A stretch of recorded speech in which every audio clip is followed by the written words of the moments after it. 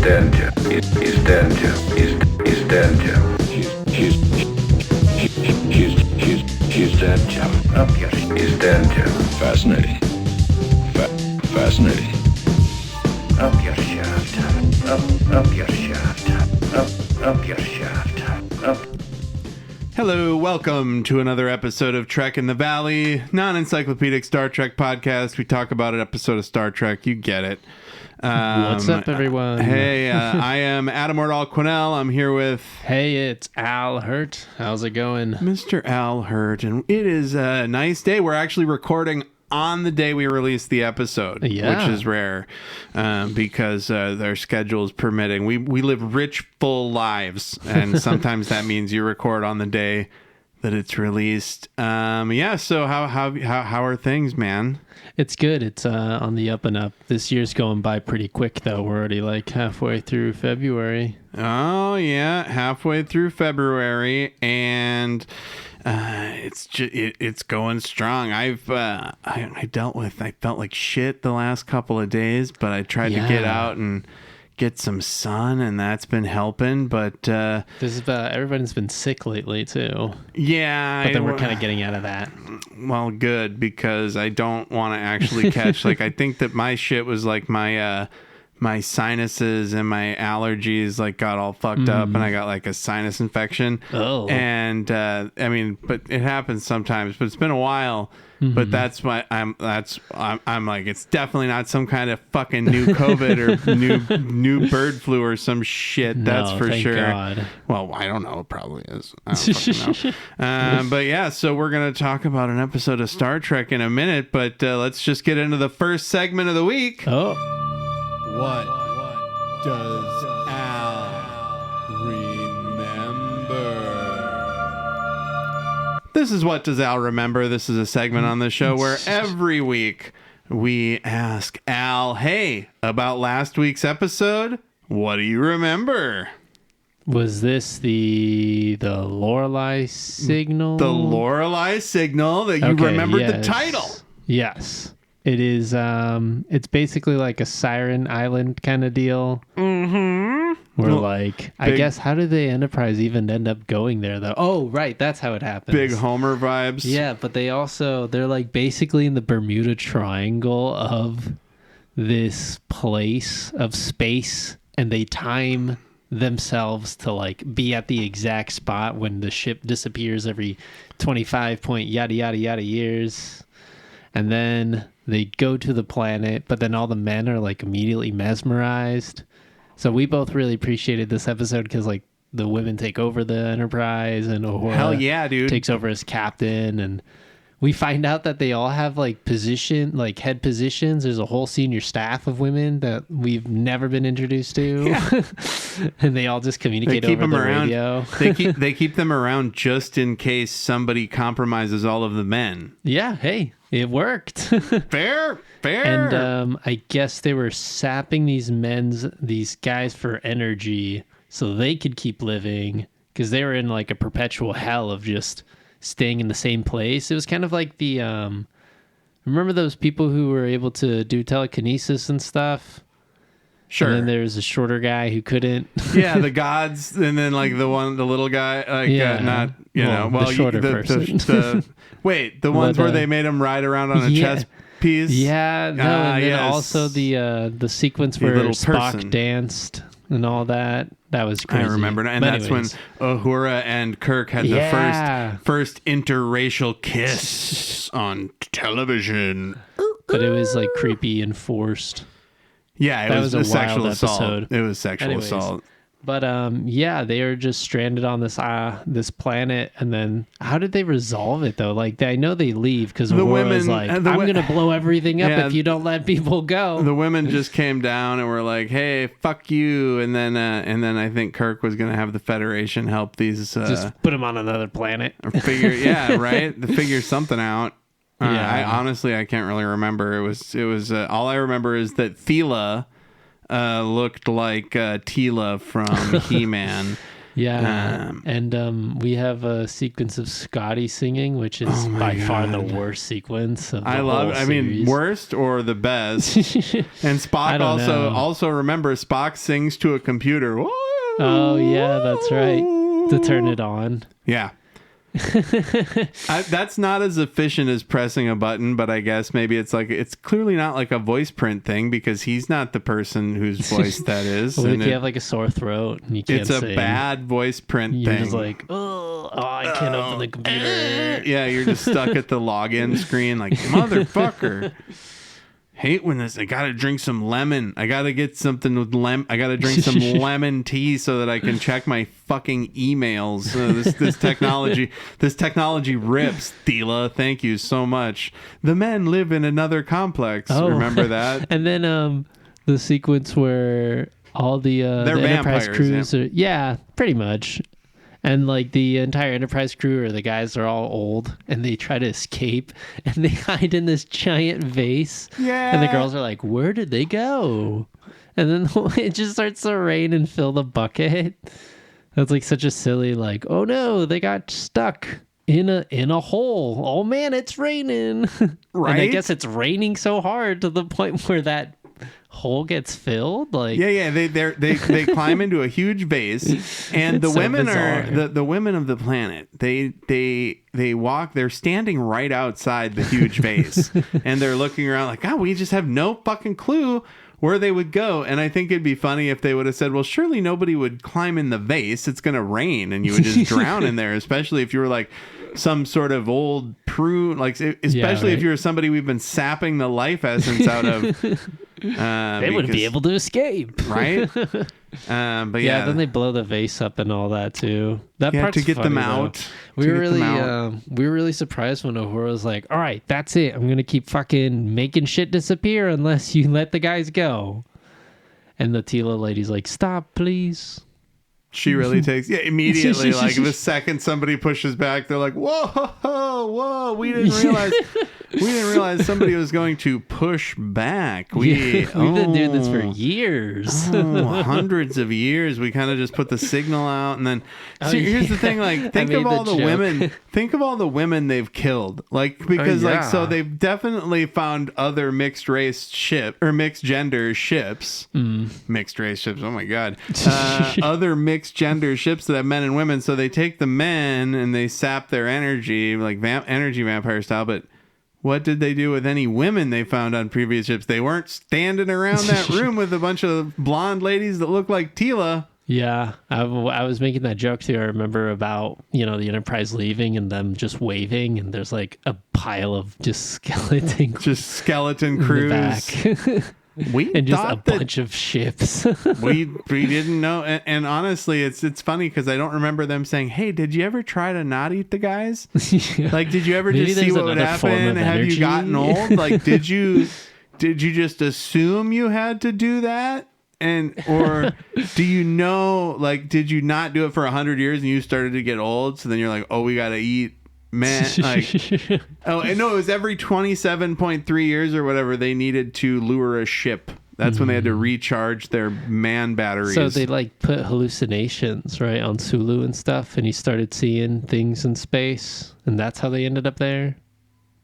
I thought that they just sent the signal out. And maybe it was a signal that they got lured into. They found the signal and they listened to it and they're like, what? Oh no, it's because they were there to explore. They talked to the Klingons and the Romulans. Every 27 years, Bermuda Triangle thing. That motherfucking... This reminded me so much of the Bermuda Triangle that I watched a really bad limited miniseries from 2007 about the Bermuda Triangle. That's how much this reminded me that I'm interested in the Bermuda Triangle. But yeah, because every almost 30 years, some ship had disappeared. The least credulous thing about the episode was when they were like, we've talked to the Romulans and the Klingons, and they say a ship's disappeared here every 30 years. No fucking, you did not talk to the Romulans and the Klingons, and they shared they confidently shared scientific fucking information with you. I feel like they're trying to crank up the intensity too, where they're like, whoa, everybody put their differences aside because this shit is so freaky. Yeah, it's a ship disappears every 27 years. Get over it. But yeah, that was the Lorelei signal. Good job, Yes. Al. You remembered a lot about I do. that episode. And this week, we're talking about this. Maybe I'm speaking out of turn here, but this might be my favorite episode so far of the animated series. And a lot of that has to do with the fact that there's Vendorians in one of my favorite episodes of Lower Decks. Mm-hmm. So I love those squiddy Vendorians. This episode is called The Survivor. The original air date was October 13th, 1973. And the synopsis from Paramount Plus is: the Enterprise finds a long lost explorer. Played by Ted Knight. That's actually pretty good. Yeah, that's a good one. That's a good one. Usually they would be like, the Enterprise finds a shape-shifting Vendorian disguised as famous. Meanwhile, the Vendorian acts as Carter Winston. Yeah. Yeah, right. And in the end, but yeah, so this is The Survivor. I like Vendorians. Every episode, I love the opening. I love the title card over that cartoon version of a Star Trek Planetscape. Now this one opens, spoiler alert, like with a captain's log of all things. Like, you'd never believe it. Like, if I told you that this episode starts with a captain's log, you would call me a fucking liar. So they're at the edge of the Romulan neutral zone. Again, I don't know the difference. Like, is there a Klingon neutral zone? In the future, they just call it the neutral zone. Maybe it's a section. I don't know. That's kind of tricky. Well, it would be like, you'd think that the Romulan neutral zone would be the neutral zone between the Federation and Romulan space, and the Klingon neutral zone would be the distance between the Federation space and the Klingon space. But I don't know I don't understand the outer space geography of it all. But they're in this area. They're on the edge of the neutral zone, somewhere you don't really want to find yourself, as we've known from the past. They're on the edge of the neutral zone because there's a single occupant spacecraft. And it indicates that the occupant is still alive. And they say, have you identified the vessel? And Spock's like, yeah, but you're not going to fucking believe it, Captain. It's Carter Winston's vessel. And everyone's like, what? What? Carter what? Fascinating. But Carter Winston's been missing over 5 years. And then they beam this dapper dandy of a man with his pleasant mustache and his sharp dress, and they're like, of course we recognize you. I'm Captain Kirk, and this is Spock and Bones. And they're all just like really excited to meet him, because it's been 5 years. Like, holy shit, this guy just we thought he died, right? And Bones says, hey, my daughter was on school on Cerberus about 10 years ago when the crop failure happened, and Carter saved the entire population by using his own personal fortune to get enough food to get people through the crisis. So a couple things about this episode. I don't know if it's the rest of the animated series, but Bones has a very weird accent on this episode. Like, it's like he was drinking or something. Like, yeah. he says now I don't know. And like, he's got like even a more folksy Southern accent than when he was talking about mint juleps when he was high on spores. Really? So I kind of hear it in more twang. There's a couple of lines where the line reading is fucking bonkers. I didn't write them down, but we might hear them as we go. That's one of them, though, when he says, the crop failure killed. Yeah. And so, like, he sounds like a Southern baby. And so they've heard a lot of stories about this guy, and I think that Carter Winston introduces one of the most hard to believe things about Star Trek is that there would ever be like a good billionaire. Like, that's basically what this is. He's like, hey, Henry Ford, but wasn't a fucking monster. So Spock immediately is like, hey, who'd be really happy to be here? Your fiance who's part of our security detail, head of the security detail, actually. Oh, and she's in security. Yeah, duh. Exactly. Like I've watched this episode 3 times. And Norred. Yeah. And then the Carter guy's like, and my fiance. My fiance's here? Yes, of course I'm excited about that. I'm definitely not an alien squid man in disguise. And Spock's like, just in case you're an alien squid man in disguise, do you have your identity tapes with you? Let's see your papers. And McCoy's like, God, that's the worst in-hospital request I've ever heard. Of all the inhospitable requests that I've ever heard on the bridge of this show, Spock. Of all the inhospitable requests. And then, of course, Carter, being a gentleman, is like, no, that's fine. Yeah, of course. Here they are. Of course, I have my tapes. You carry your identity tapes. Like, Spock's wouldn't that like, be hey, fun? look, we're in the middle of fucking space. I love, yeah. He could be a creepy fucking shape-shifting squid man. It's part of our standards. Like, let's just do it. We're on the edge of the neutral zone. He could be a Romulan spy, and not to mention just like the fact that, like, imagine if you had to carry everything about you around on a tape. Like you get, like if you got pulled over and the cops like, yeah, you were going 75. Yeah, I was. See, you went even funnier with it than I did. I was thinking like a cassette tape, but you're like, yeah, you got your VHS tape in your pocket that they put in their computer VHS in the fucking thing, and it like brings up a picture. It's like, and it's your face like rotating, like. Yeah, like, it was in, a like really 80s fucking style special effects. As we see later, too, the identity tapes prove nothing. Right? Oh, at one point later, Kirk literally like pulls up a picture of Carter, and he's like, "Yeah, checks out. That's what he looks like right now." Like that's the idea. Like he's like, pull up a picture of Carter. Yeah, checks out. It goes like, here is his fingerprint. Here is his date of birth. It's funny because it's just facts about the man. Kirk says he calls him the foremost space trader, but if you're like not really paying attention, it could sound like he called him the foremost race trader of all time. Like, oh Jesus Christ! Hey, no wonder he's a billionaire. But he only to use his wealth to assist Federation colonies in times of need or disaster. And this is where he says, "Library computer verify record tape on Winston Carter Winston. Working identification positive, fingerprints positive." So I guess the computer compares it to the library stuff. Yeah, right. And it goes back to that whole weird thing though of like having all your information in a database. They pull up your skin with your like and you can what is it called? Reanimate yourself in the transporter buffer. Yeah. And so they pull up his thumbprint or whatever, and then it's like show the person that owns the thumbprint, and then it's Carter Winston's picture comes up, and Kirk's like, yeah, fuck, checks out, man. Checks out. I just love that he's just looking at a picture of the guy. Yeah, checks out. There's definitely no race of aliens that could be spies and shapeshifters, that's for sure. That is a picture of him. There's no address, nothing. It's just the space tape. With just him staring out. And Bones is like, your readings are weird, man. Like, this is, I mean, you're almost too human. Everything seems so exactly human. Yeah, and because these tools need to be recalibrated, I think. And then he's like, what the fuck in this chap? Why don't you recalibrate these tools? Right? He blames her immediately. And she's like, what are you talking about? You've never asked me to.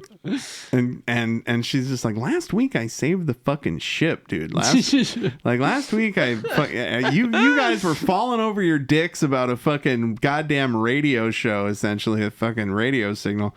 And then Carter's like, hey, look, Anne, I meant to come back, but I was disabled and crashed on Vendor. And I'm lucky to have survived. And this is great when she says, we can be together again. And he goes, Anne, I'm changed. And then first there was surgery, the skin graft, regrowth of bone. I love that. After they put me together, they assigned one of their people to me. That's him. He's the one they assigned.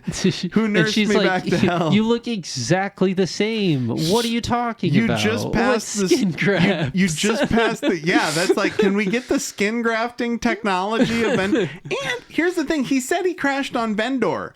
So they should know right then. And also the ship is fine. Yeah, that was weird. I don't know. It's funny because like that is completely a lie. And then he says, I can't explain why, but I can't marry you, comma, ever.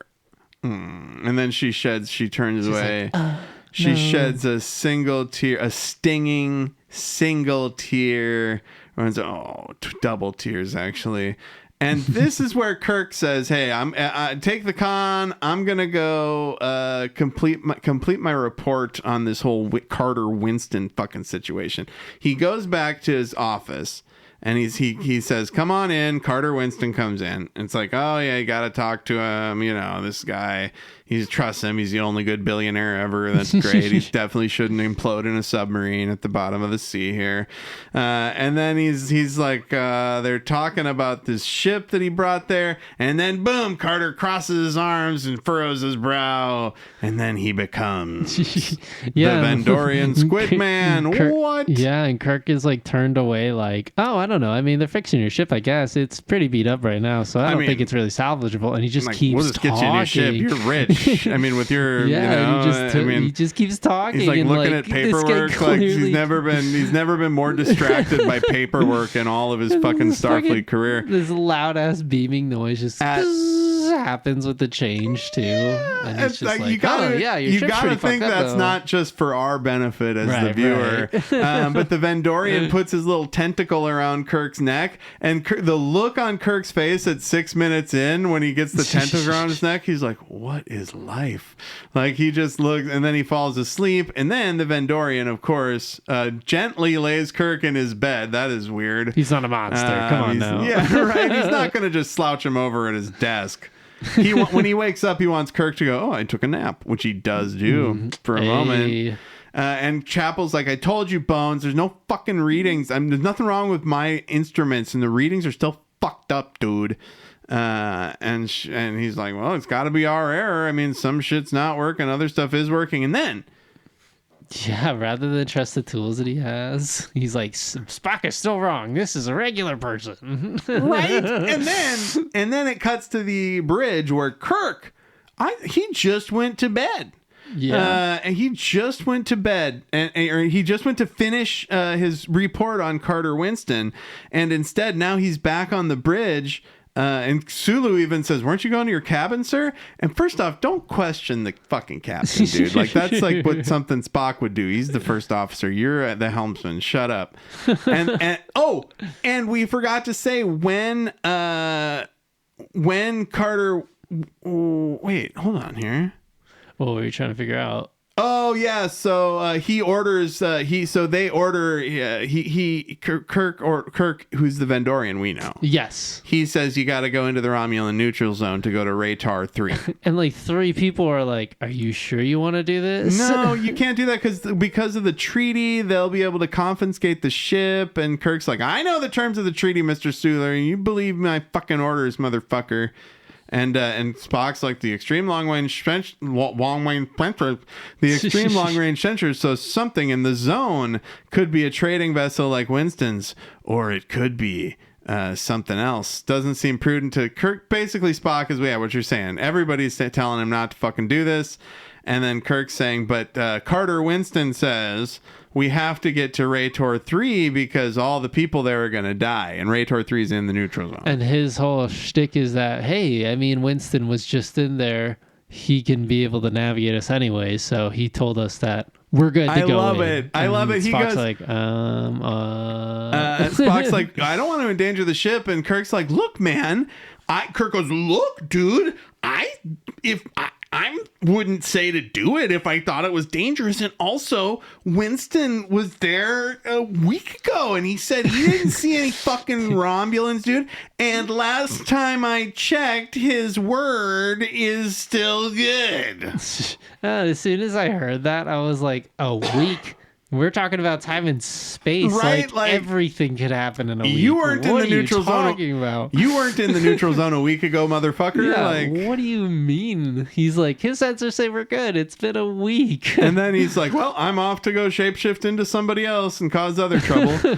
Kirk wakes up in bed, and then Spock is like saying, overdubbed, he's leaving a little first officer like saying, the captain's got us deep in the Romulan neutral zone. I don't know what the fuck's going on. And then Kirk enters the bridge. Alert. Right? And Kirk enters the bridge and he's like, hey, I'll take the con. I must have fallen asleep. He woke up in his bed, right? And then he's like, Spock, what's going on? What are we doing here? I went down to my quarters and then I seem to have fallen asleep.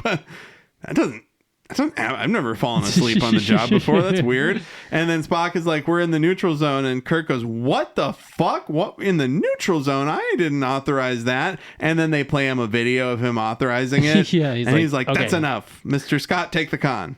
Yeah, and the way he figures it out too is just reading the heading that was marked on the board or on the console, and he was just so, I don't know, he was really pissed and embarrassed as soon as they have that playback. There's like 2 sentences in of him giving the order, and Kirk's like, "Okay, I get it. Like, I gave the order. Like, yeah. Okay, I see. We need to figure this out right now. There's something fishy going on." And then we see Carter Winston pulling the old tentacle to the neck on Dr. Bones McCoy. So he's gonna. McCoy was like, I don't know. I mean, I swear I checked the instruments again. Yeah, but he just it's just like with Kirk. Like he's so good at Carter Winston / the Vendorian is like. He's so good at waiting till you're distracted with something mundane about your job and then putting a wet, I assume it's a wet tentacle around your fucking neck. And then you fall asleep. And then it cuts to Anne, his fiance, the security person, coming in to chat with Dr. McCoy. And she's like, Dr. McCoy, I just didn't know who else to talk to. I got to talk about all this Carter Winston. And she's like, and he goes, let me guess, you want to talk about this Carter Winston stuff? He told me all about it when I examined him. And basically Bones just says, look, if he says leave him the fuck alone, leave him alone. Yeah, it was really brutal, this conversation. He's like, I look, if somebody says that they've changed in a way where they're now physically disgusted by you and you should stay the fuck away from them, like, do you think he'd want to deceive you or he'd be honest with you?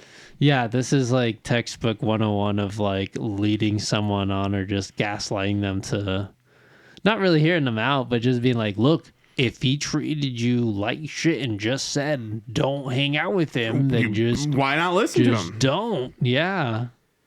And then she just goes, I'll consider your advice. Because Kirk and Spock walk in on them. Oh, that's right. And Kirk's like, I need a complete medical examination. Something just happened. And Bones is like, I can't do that. I've got all these Carter Winston tests to process right now. And this is where they find out something's off. How do they find out something's off with Bones, Al? What that, that's right. That, again, Bones always says that there's never a possibility for error. Or that, like, he's so confident in his that word. He always says that he's right. Yeah, and Spock is like, wait, are you sure you haven't made a mistake? And Bones just humbles himself. He's like, well, there's always, room for error. I could always fuck something up. No. You're the fucking doctor. Like, no, that's just it. He goes, making things up. They just pretend like they didn't hear anything. Of course. And they walk out, and then they get outside, and Spock goes, did you see how he reacted when I said he might have made a mistake? And Kirk's like, yeah, Bones would never admit to making a mistake like that. That's not like Bones at all. He's a dick. Yeah, Bones he's a headstrong fucking dick. And then they walk into where Bones is like just getting up off the floor, and he's like, I must have fallen asleep. And Spock basically says, Doctor, you're a man of curious habits, but I've never known you to just fall on the fucking floor asleep during your shift, dude. I like how he's like, Doctor, I think you're a fucking moron, but not falling asleep on the floor, fucking moron, dude. Yeah, seriously. There's a lot of good lines where they roast each other in this episode. And at the end, too, that's how they end up the quip. And this sequence is really good, too, because right as they get out of the room that helps Bones, the shapeshifter obviously didn't have enough time to get out of there. So you just hear all this tense music, and Kirk is peering across the room, and he's like, there's something going on. And they realize that he goes, we only have 2 fucking beds in here in sick bay, and there's not a third one. And he's like starting to talk in front of this table, just like telling it off like, hey, I know who the fuck you are. You better fucking switch back. I love how fucking Bones says, Jim, you're fucking crazy. And Spock goes, I don't think so. And then Jim says, there used to be only 2 examining tables in this room. Now there are 3. And then Spock says, yeah, I just noticed that too. Wait, why didn't you fucking say something then, dude? Like, did you just notice it when he walked over to the table and started talking to it, Spock? Because that's so weird. Funny. Like, that's like if you're like, oh, look at that, I saw a thing, and somebody's like, oh yeah, no, I saw 2. I also saw it first. I saw it 2 first. No, it's over there. I saw it. We all saw that. I saw it. And Bones is like, I'm a weirdo. Jim's over here talking to a fucking table. What a psychopath! And then it cuts to Jim with. So how does Captain James T. Kirk, Al, lay it on our listeners? How does he out the Vendorian? He has like his fist on his hip, with some sass and a bottle of acid in the other hand. And he's like, look, I'm going to fucking pour this shit right on this table. And I don't care because this will melt right through everything. It might even poke a hole in the hole. So whatever you do, you better fucking switch back. And then, of course, as it happens, you hear the loud noise and the table lights up. The table turns into a Vendorian. Yeah, this little weird squid thing with like a very long we should talk head. about it. So the Vendorian looks like a He-Man mace for the head. Like it's got it looks like a crown for a head, but it's got these big yellow eyes. It's like a weird staff. Yeah, it's like a weird staff, and then it's connected to these 6 tentacles, and I think it's had like a weird shell. Yeah, and it floats around, and it's like it wiggles around and grabs them. They get I love the Vendorian chasing them. It's at 13 minutes in, and then picking each of them up and throwing them around, and then just scooting out. Yeah, he didn't knock them out, but yeah, it just kicks all their asses really quick. And then we get a good sequence of a bunch of shadowy Starfleet people chasing the Vendorian through, and then he turns into Carter Winston. He doesn't turn into like a random security officer. He turns into Carter Winston, and then he runs into Anne. The fiance helps him out. Well, she helps him out, yes, but she wants to zap him, right? But then she doesn't at the last second, and he gets away, and Kirk comes in, and he's like, why didn't... Oh, and he does, to be fair, he chops her hand, but then she picks up the fucking thing, and she doesn't pull the trigger, and Kirk says, why didn't you pull the trigger? And he goes, Captain... She goes, Captain, I knew it couldn't be him, but... the part of him that looks like him reminds me of him. And then Kirk says, but it's not him. And it's like, motherfucker, she said he looks like and reminds you. She's actually being very cool. And she very specifically says, like, I'm not going to hurt any semblance of him ever. But it's not him. But I said semblance, motherfucker. Yeah. And also, though, she kind of helps him in the way of, like, the Carter guy's like, wait, how'd you catch me? And she goes, you're an idiot. There's no other Winston Carter on the ship. Like you're the only one that's him. That's how I know you're the alien. How did you know I'm the intruder? You're the only person that's never been here. So you're the intruder. Because you intruded? Because you intruded. That's how I know you're the intruder. Yeah, he's like, oh shit, you're right. Because then I think at this point he starts to wisen up and switch into somebody else. Or I think he might still be Carter Winston at this point. And he did turn into Carter Winston's visage when he ran away from Anne. That's true. Now, and they've got this Vendorian on the run, and now there's Romulans, and these Romulans are great. The Romulan captain just doesn't believe anything Kirk's got. He's like, you seem to have a penchant for coming into the neutral zone, Captain Kirk. We all got a file on your fucking ass. You appear to have a propensity for trespassing in the neutral zone, Captain Kirk. And Kirk's like, it was not deliberate. And he goes, it never is. Yeah, right. Is it, you fuck?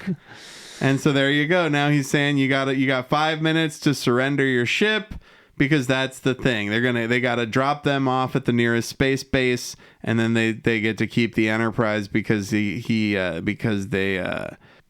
Yeah, they broke the treaty.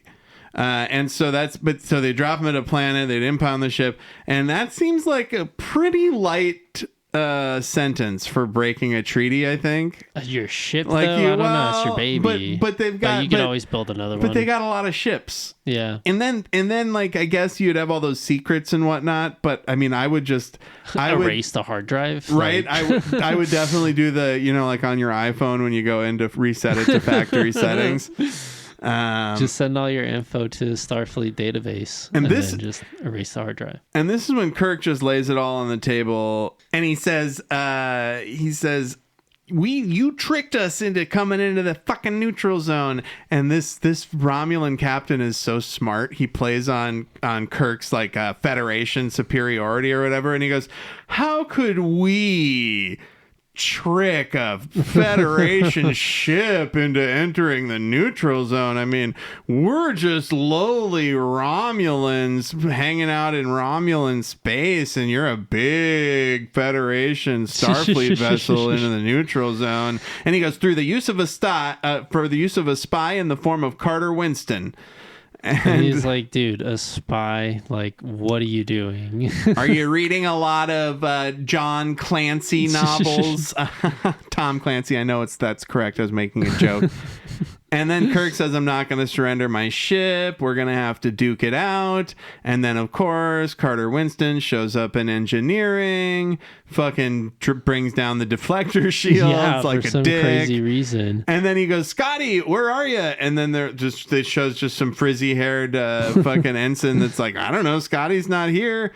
Vendorian's trying to escape out of a shuttle bay. And there you go. They have to close all the doors to the docks on the ship too. And they're heading with the security team down to engineering. And he basically says, "Stall the Romulans." Yeah, that seems like an easy task. The Romulans don't seem too committed to fucking up your whole deal. Also, it's the best line, or one of the funnier lines, is just Kirk goes, Scotty, how long will it take to fix this? And Scott's like, 2 hours. And he's like, get on it. Okay. Feels like we only have a minute. Yeah. But I mean, can we just get out of trouble and then I could work on it? Yeah, right. Because we got 5 focus. minutes to get out of trouble. No, the 5 minutes are up, I guess. Oh, they've been conversation. Up. They've been up. Yeah. And so their 5 minutes are up. The Romulans say, you have to surrender your fucking ship to us right the fuck up now, or we're going to blow it up. And then Kirk says, hold on. And then he goes, Sulu, stall him. I'm going to go down to engineering and talk to Scotty. And then it cuts to them looking at a hole where a bunch of wires have been pulled out. And you just imagine Sulu going, yeah, Romulan, we get it. Hold on. No, I understand your position, sir. I understand your position, sir. I really do. But you must know that Kirk is working on getting ready to surrender the ship to you as we speak. And then this is where we find out how this Vendorian knows Carter Winston. Carter Winston crashed on Vendor, and this Vendorian was assigned to heal him. And then that's where he learns a lot about Carter. He learns about Anne, and when he takes the shape of him, he can feel the guy's feelings that he had for Anne. Yeah. So when Carter was talking about how he was different and changed and all that, it was kind of like a half truth, half lie, because like sort of in a way he was changed, but he was just explaining the process from the outsider's perspective of an alien, of like what happened to Winston Carter, really, The longer we stay in another's form, the more we take on its memories, emotions, attitudes. You get somebody's memories by looking like them? That's fucking crazy. But it explains the beginning there earlier too, when Anne's like, why did you pick Winston Carter again? Like there's no other Winston Carter. I ran into him. And that part is a coincidence. The fact that I ended up on the same ship as Carter Winston's fucking fiance, this is a crazy coincidence. Yeah. He's like, I did not plan that at all. And then he goes, I love you. And then he goes, can you love this? And then he turns into his form as a squid. She goes, well, yeah, she says, later she says, obviously form doesn't matter to me. I'm talking to a squid man still. And so then Kirk pops in and says, hey, we need your help with the and then the Romulans shoot them, and Carter gets away again. He just keeps getting away, man. This guy is like the most fucking. He's the most Ocean's 11 ass like villain they've ever had to deal with here. And then Kirk heads back up to the bridge. The commander decided to fight. The Romulans are signaling them, saying, hey, we're going to blow you the fuck up. Our main batteries are trained on you. And then all of a sudden, a shield pops up between the Enterprise and the Romulans. What? Yeah, right as this laser gets fired. Of this torpedo. Yep. And then they end up shooting. There's a firing match. And then, have we not got the shield yet? Did I haven't skipped past it? Yeah, I don't think not yet. They're still fighting. They're just fighting. They're just duking it out with the Romulan ships. And the Romulans are retreating, even though they didn't do any damage. And that's when Spock says, or Kirk says, they might think we found their spy. And then let's see here. Oh, yeah, so they did that already. So, yeah, there was a shield. So the shield popped up between them and the Romulans, and that let them kind of have this firefight where they sort of scared the Romulans off, basically. Right. And then Kirk says, hey, Scotty, good luck getting that shield up in less than 2 hours. And Scotty's like, I haven't repaired the fucking shields. And then they say, well, perhaps if Carter Winston can turn into a different person, maybe he can turn into a deflector shield. Yeah. But that doesn't make any sense. No, but he also brings up, though, Spock was like, we did see him as a table. So, like, if he can be a table, he can restructure his atoms to be possibly a deflector shield. I hate that. And they're like, that's crazy. Well, I hate it because those two things are different. There's more atoms than a human body. The two things are different. That's like me saying, hey, I was able to turn into this coaster, which means I can turn into a shield that can surround the spaceship. Like they specifically say, well, the motherfucker, when Spock is explaining Vendorians, he says they can turn into things that have a similar mass.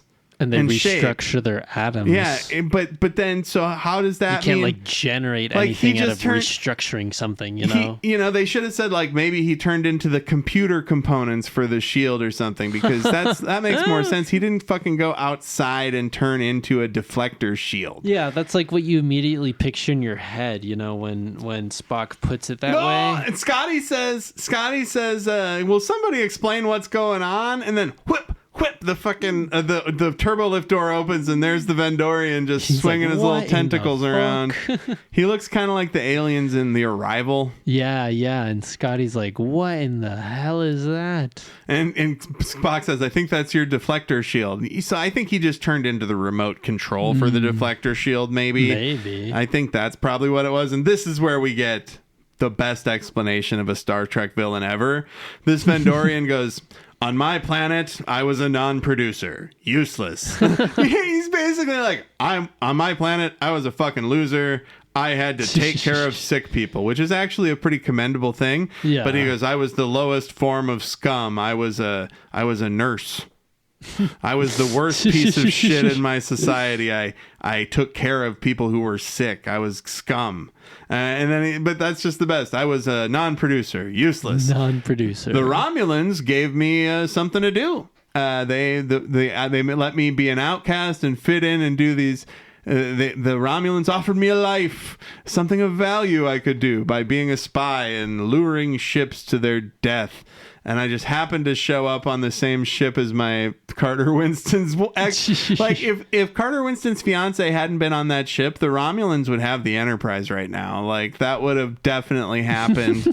I couldn't allow the Romulans to harm any of them because of you because of him. So that's what Carter would have protected the Federation just like he always did. And then he says, I'll take that into consideration when we arrest your ass. And then the ex and the fiance says, hey, can I be the security officer that guards him? It's like, well, and then Spock even says, I think considering their relationship, it might not be the best. And Kirk's like, nah, it's fine. And it's like, she's let him fucking run by her like 3 times at this point. But they're gonna get close. And he says, but Anne, you know what I am. And she says, form doesn't seem terribly important to me. I wasn't super turned off by your squid form. She might be into hentai, you never know. And she says, I'm just going to say that there's something I can offer you, a better life than the Romulans ever could have. Is that something we can talk about? And he says, I don't know. And then Kirk says, you can have the security detail. And she's like, sweet. Okay, thanks. And it's so funny because Carter Winston's probably like, maybe I don't want to be forced to figure this out when I'm in a cell. All right, sure, yeah, let's go. Existential crisis of like being a human and like having all these emotions and memories just rushing to his head in the cell. No, and then Anne's like, so what do you think about this? What did Carter think about this? Oh, my head. and then he's just trying to figure out like ice cream flavors, and she's asking about like marriage. Bones, he's in a jail cell. Bones says, I'm glad to see that he's under guard. If he turned into a second Spock, it might have been too much to take. And then Spock says, perhaps, but if he turned into a second Dr. McCoy, maybe the ship's medical acuity would have been up acceptable levels. He basically says, yeah, 2 Spocks, that'd be something. But if we had 2 doctors, maybe we wouldn't have a piece of shit fucking medical section. Yeah, and it's like, wah. Directed by Hal Sutherland. And that is The Survivor. What did you think, Al? What'd you think? Now that we've talked about it, I feel like I like it a slightly more. At first, I didn't like it so much because it was such a simple plot. I like it. But I did like how is Andorian, what's his name? Not Andorian. Vendorian tricks the crew. That was pretty funny. And the fact that, like, again, Spock's always on his game. And both Kirk and Bones were equally distracted when they got, zapped and turned into that person. Just a slimy tentacle on the neck when you're like, I don't think, I don't know. It's going to cost us like this much to fix your ship. That is a really good point that you brought up when, like, we see it later too, when the Vendorian's like, hey, I mean, when I take over that person's identity, I also take over their memories, their feelings, and this and that. And that's kind of interesting. That could have been like, maybe in a modern TV episode, she could have been like, oh, I fucking hate being Kirk. I'm going to switch and be Bones now. And then the Bones is like, oh, well, Bones is kind of an asshole. I should probably just switch back to Carter. Right. And like, they probably could have talked about that and done a little funny gimmick about that, Yeah. And I think it was, okay, I will admit, yeah, it was better now that we've talked about it, because at first I wasn't too vibing with it, but it's a very simple story. I like the, I just mainly like the humor that comes out of it, just the whole shape-shifting situation among the crew. And it's funny, too, because they out him immediately on that red alert. They're like, he's Vendorian, he can shapeshift into anybody. Like, don't trust anybody. Yeah, freak out. Like, they just make the whole ship lose it. But then Anne's like, yo, you're my husband that's been missing for 5 years. I don't think there's anybody else that looks like you on the ship right now. Right.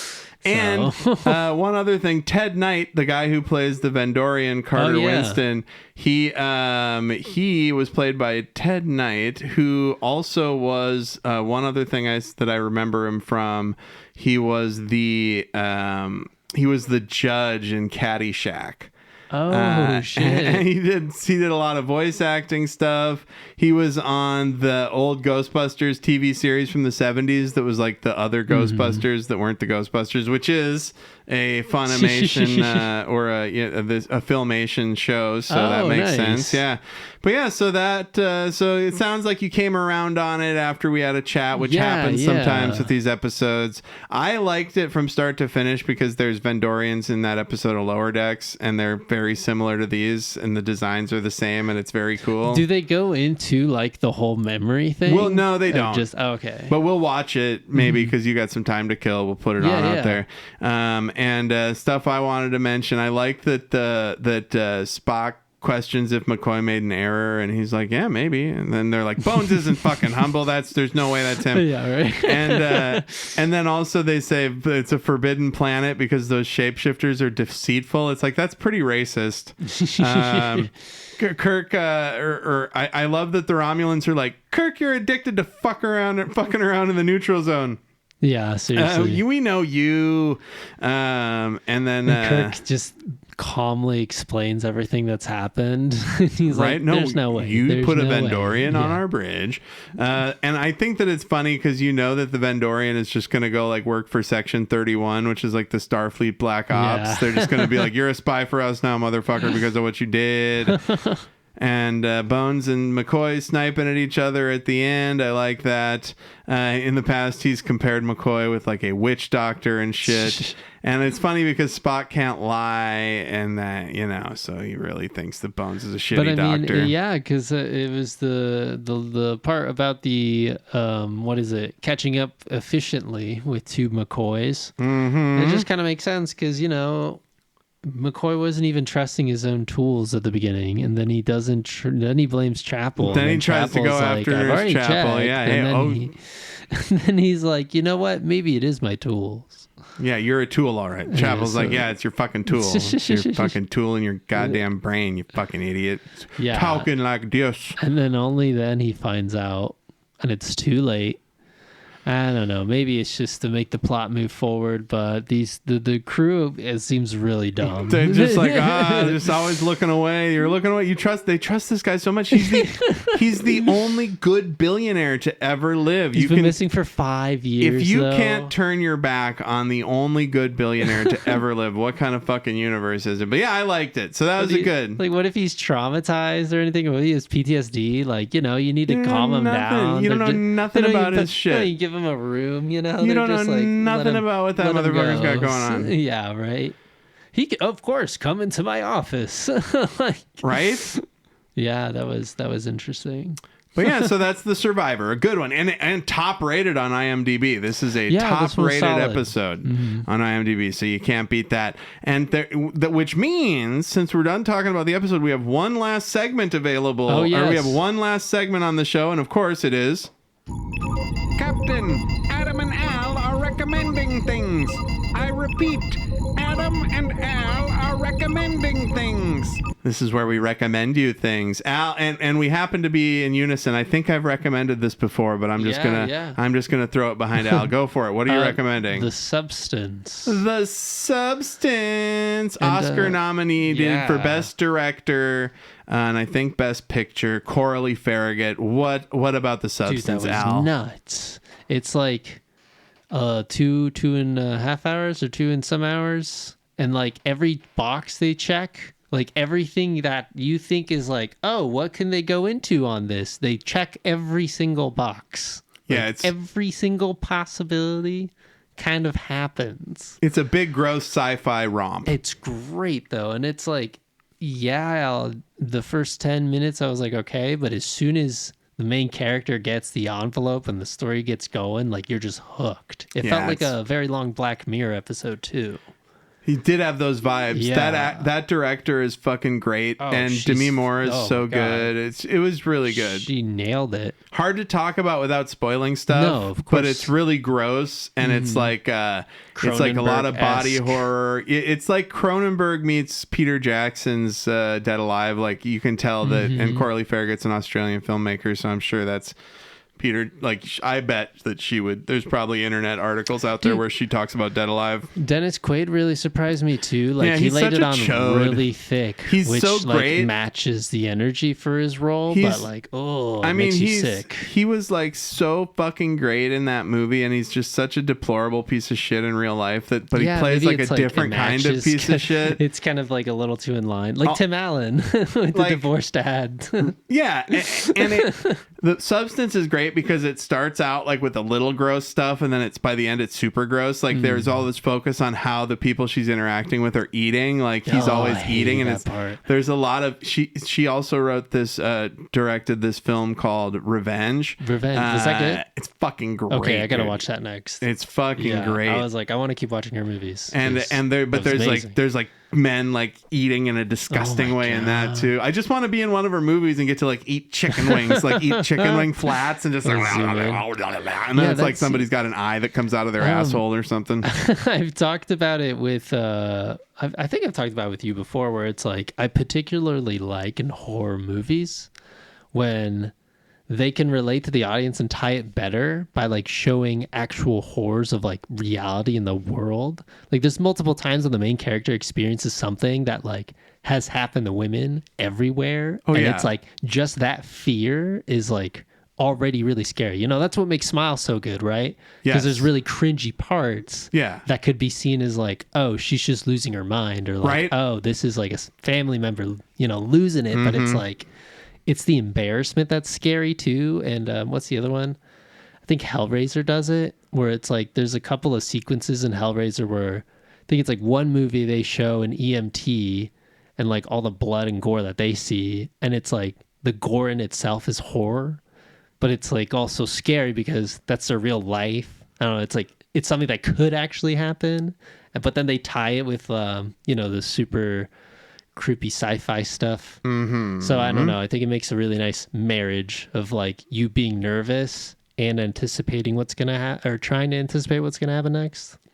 So I think that movie's gonna be really good. Like it definitely deserves all the awards. It's disgusting. Like, it is disgusting. So like there's a scene in I haven't seen anything like that since The Thing. Like, well, so there's a scene in Requiem for a Dream that is particularly heinous, and thinking about it just makes me fucking sweat. And like Coralie Farragut turns that up to 25. Like it's like there's one shot in Requiem for a Dream that makes me want to puke, and she replicates that shot only worse like 50 fucking times in a montage of like just the disgusting like needle stuff. But yeah, so I don't want to say anything else. Yeah, you guys should watch it. Go see The Substance, and with that, we are wrapped up for the week. Next week we're gonna come back with The Infinite Vulcan. Al, you're gonna love that. The Infinite Vulcan. It's huge. They make a big Spock. Oh, okay. Somebody makes a big Spock robot. And it's like, what is that called? Not like Jack in the Alice in Wonderland kind of thing? No, it's not like that. It's like they land on a planet that's like got plant people on it. And then there's also this like godlike guy there who's from the eugenics war. It's a whole thing. You're going to fucking love it. Okay, word. So do all the stuff in the bumper. Thank you so much for listening. Thank you, Have a guys. good one. You'll hear us next week. Bye. Bye.